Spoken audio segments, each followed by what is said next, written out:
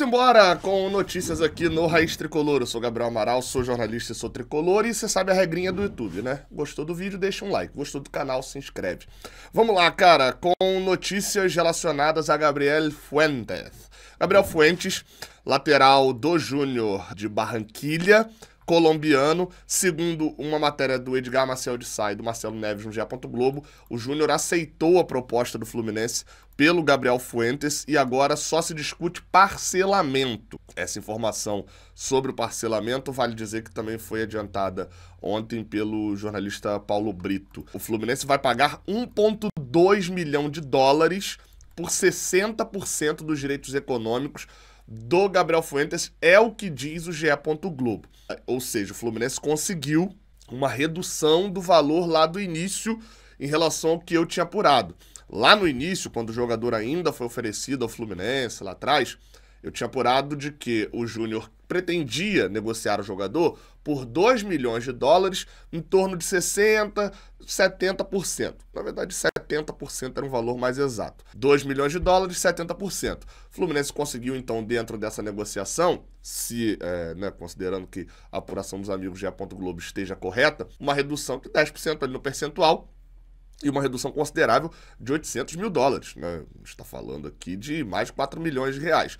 Ou seja, esse 1,2 milhão de dólares, que vai dar em torno ali de 7 milhões de reais, óbvio, sempre tem uma alteraçãozinha de acordo com o câmbio, a variação do dólar, mas fica em torno disso, 7 milhões de reais por 60% dele.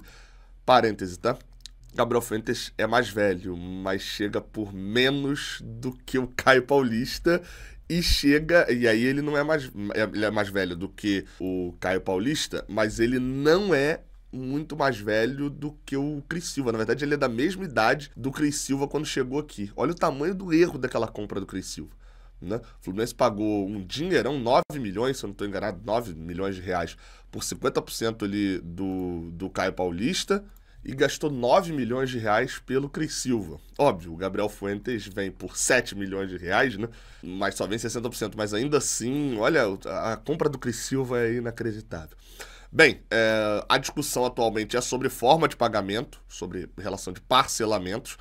E, cara, na matéria do GE, diz que Gabriel Fuentes já acenou positivamente o interesse do Fluminense e demonstrou vontade de viver novos ares, tá? Diz na matéria isso, porque após o acerto entre o Júnior e o Fluminense, precisa se acertar também com o jogador. Eu consegui apurar com uma fonte mais próxima do staff do jogador que, a princípio, o Fluminense até percebeu essa intenção do Gabriel Fuentes, mas não havia voltado a negociar até ontem, até a terça-feira. Pode ser que o Fluminense só estivesse esperando o Júnior aceitar a proposta para aí sim iniciar a negociação com o jogador.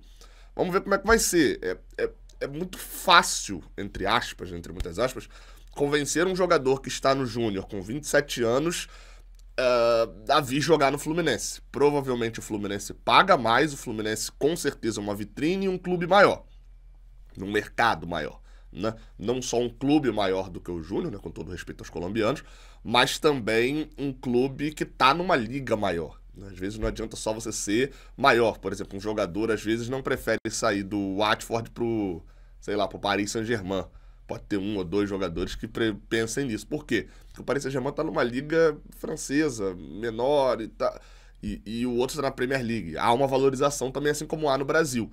Às vezes é mais interessante você jogar num clube como o Fortaleza, que é líder do campeonato hoje, como o Bahia, do que jogar num clube da LDU, por exemplo. E a Liga do Brasil valoriza muito. Então é relativamente fácil convencer o Fuentes a vir para o Brasil, mas isso vai precisar acontecer. O empresário do jogador viria ao Brasil nessa quarta-feira. Eu falo viria porque eu não tenho certeza se de fato veio, mas estava no planejamento que ele estivesse no Brasil nessa quarta-feira, possivelmente em reuniões também com o Fluminense lá no CT Carlos Castilho. É isso, tá a informação sobre o Gabriel Fuentes. Lembrando que o Fluminense tem até segunda-feira, dia 2, para regularizar o jogador e ele poder atuar pelo Campeonato Brasileiro. Na Libertadores ele não pode mais atuar. Quem diz isso? O Gabriel Amaral? Não, o regulamento. Não tem nada acima do regulamento. O regulamento diz que você não pode jogar por 2 clubes diferentes na fase final. O que é a fase final? Está escrito lá. A fase final é oitavas, quartas, semi e final. seja, ele não pode atuar em nenhuma das fases finais pelo Fluminense, porque já atuou nas oitavas pelo Júnior. Hoje teve coletiva do Facundo Bernal lá no CT Carlos Castilho, mas o principal, o Bernal falou ali bastante sobre posição, sobre a atuação, vou botar inclusive um videozinho dele aqui, mas fica o destaque de uma coisa, que o Fluminense abriu uma parte do treino, eles nem avisaram que iam fazer isso. Eu, obviamente, não consigo estar no Rio, né, sempre dessa maneira, mas a gente mandou, o Lessa foi, né, pelo canal do Lessa, e o Jornada mandou ali também o Cauã Tinoco para fazer a cobertura por ali também. Só que uma coisa que chamou a atenção é o fato de que Marcelo Germancano e João Neto também treinavam normalmente lá no CT Carlos Castilho. Inclusive, tanto Marcelo quanto o Germancano foram entregues à comissão técnica já nesta quarta-feira, estavam treinando junto com o elenco, tá? Antes eles estavam ali em transição. Segundo Marcelo Neves, do GE. Globo, eles estão à disposição para enfrentar o São Paulo. Podemos ter Marcelo e Cano em campo contra o São Paulo. E o Nonato, que enfrentou o Atlético Mineiro, que não jogou contra o Atlético Mineiro por conta de uma indisposição, né, famosa, né? Você sabe, piriri, já treina normalmente. Um detalhe só sobre o Nonato que eu informei também na jornada de sábado é que ele ainda faz um trabalho de fortalecimento do tornozelo que ele se lesionou. Tá? Ele está recuperado da lesão, mas há um trabalho específico justamente para que ela não ocorra mais vezes. Vamos ficar de olho. Esses são os possíveis retornos para o próximo domingo. Inclusive, importante também, tá? Próximo domingo, 36 mil ingressos já vendidos para Fluminense e São Paulo. Você já comprou o seu ingresso? Vai fazer o quê domingo, 6h30 da tarde? Da noite. Tarde ou noite? Primeira resposta é essa. Segunda é, o que você vai fazer? 36 mil ingressos, cara. O Fluminense só vai jogar no Maracanã depois, lá no jogo contra o Galo. Lá no dia 20 e tal de setembro. Então, meu amigo, corre. É 20 e tal de setembro? 20 e tal, acho que é a volta, né? Aqui, ó. O jogo contra o Galo é no dia 17 de setembro. Então, meu amigo, 18 de setembro. Corre. Para comprar logo o seu ingresso e ir para Fluminense e São Paulo. Como eu prometi lá no início do vídeo, a gente traz aqui agora a entrevista do Bernal hoje mais cedo. Quando ele foi perguntado sobre isso, a venda do André nem tinha saído ainda, nem tinha sido divulgada. Mas ele foi perguntado sobre ele ser o, entre aspas, né, a posição que ele joga e ser substituto do André. Veja aí como é que ele respondeu. E para quem tá só ouvindo, ele falou em espanhol. Mas tem legenda, a gente fez a legenda aqui com inteligência artificial. Então, só olhar na tela que você consegue ver a tradução.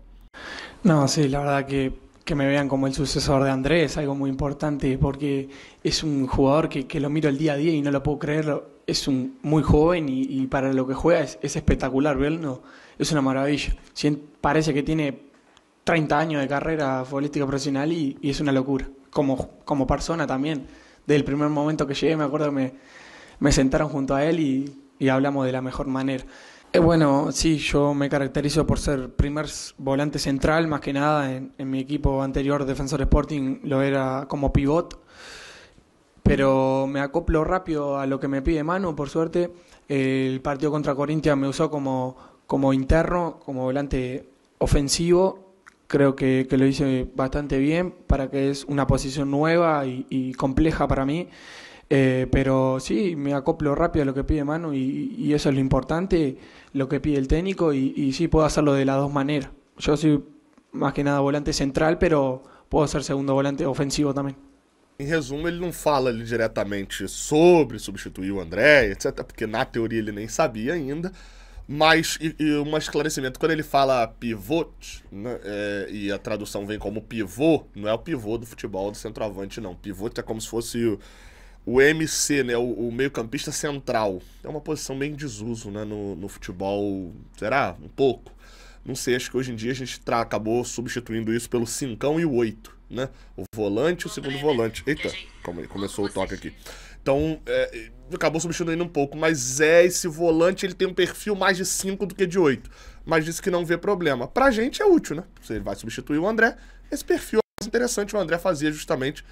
Se ele vai substituir o André fazia justamente esse perfil de 5 que sabe também recuperar a bola e iniciar a jogada de cabeça em pé.